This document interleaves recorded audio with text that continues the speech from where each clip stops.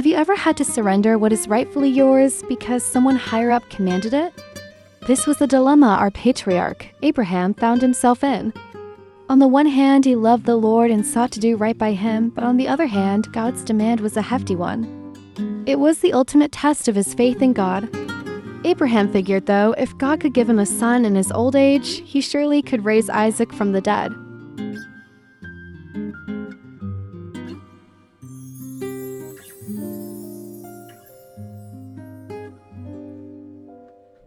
Sometime after the departure of Hagar and her son, God tested Abraham.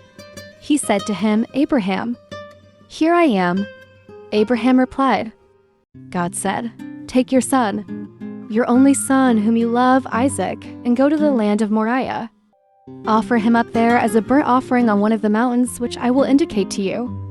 Early in the morning, Abraham got up and saddled his donkey. He took 2 of his young servants with him, along with his son Isaac. When he had cut the wood for the burnt offering, he started out for the place God had spoken to him about. On the 3rd day, Abraham caught sight of the place in the distance. So he said to his servants, "You two stay here with the donkey while the boy and I go up there. We will worship and then return to you."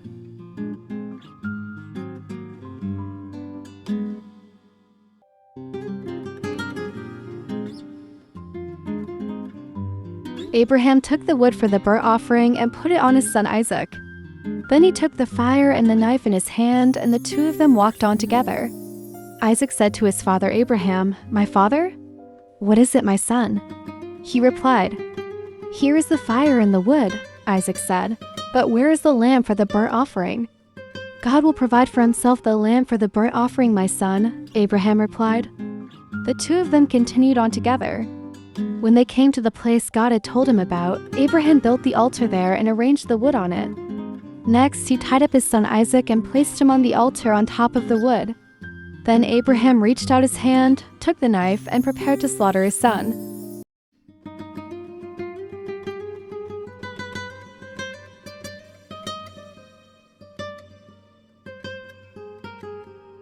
But the Lord's angel called to him from heaven, "Abraham, Abraham." "Here I am." He answered, "Do not harm the boy," the angel said.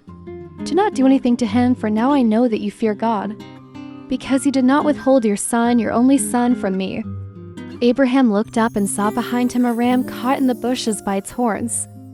So he went over and got the ram and offered it up as a burnt offering instead of his son. And Abraham called the name of that place Jehovah-Jireh, meaning the Lord will provide.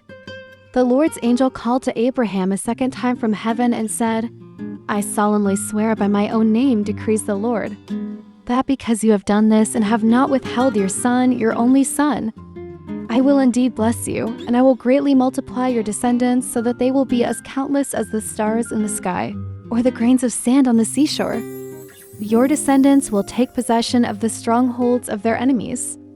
Because you have obeyed me, all the nations of the earth will pronounce blessings on one another using the name of your descendants." Then Abraham returned to his servants, and they set out together for Beersheba, where Abraham stayed.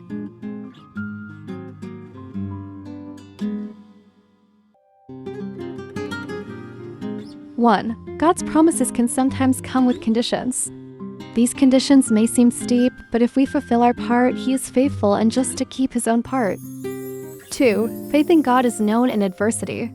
Our works testify of our kind of faith, whether little or great faith.